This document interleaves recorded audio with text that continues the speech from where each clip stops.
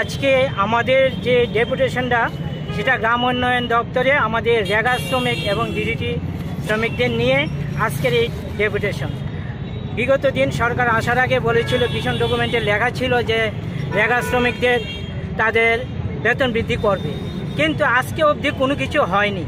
আমরা সেইটা নিয়ে আজকে ডেপুটেশন এবং আমাদের দাবি নিয়ে আমরা আজকে ওনার কাছে যাচ্ছি এবং আমরা জানতে চাই যে আমাদের সেই দাবিগুলি সম্বন্ধে উনি কি করেছে এবং কি করবে। আমাদের প্রথম দাবি, রেগা শ্রমিকদের বছরে 200 দিনের কাজ দিতে হবে এবং তাদের মজুরি 500 টাকা করতে হবে।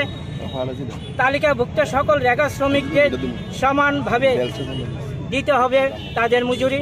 কারণ আমরা দেখেছি বিগত দিনে এবং এখনও আমরা দেখতে পাই যে গ্রামে বলুন আর শহরে এএমসিতে বলুন, যারা রেগার কাজ করছে তাদের সবাই সমানভাবে তারা টাকা পায় না।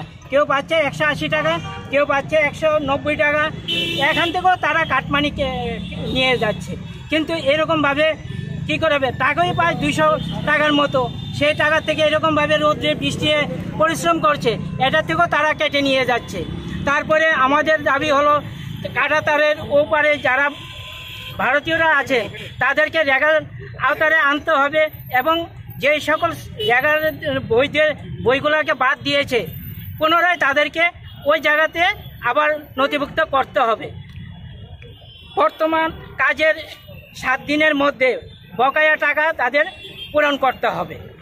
এবং আমাদের আরেকটা দাবি, পাশাপাশি আমাদের ডিডিটি শ্রমিকদের যারা বাড়ি বাড়ি গিয়ে সব মশার ওষুধ দেয় এবং কাজে নিয়ে ঘুরে, তাদেরকে মাত্র 216 টাকা করে দেয়। সেটাকে সারা ভারতবর্ষে সেটা রেগুলার, ত্রিপুরাতে রেগুলার নাই এবং তাদেরকে রেগুলার করতে হবে এবং তাদের বেতনটা বৃদ্ধি করতে হবে।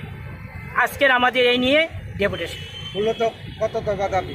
মূলত আমাদের 7 দফা দাবি নিয়ে আজকের এই ডেপুটেশন। কার কাছে যাবেন আপনারা? আমরা সেক্রেটারিয়েটে গ্রাম উন্নয়ন দপ্তরে যাচ্ছি।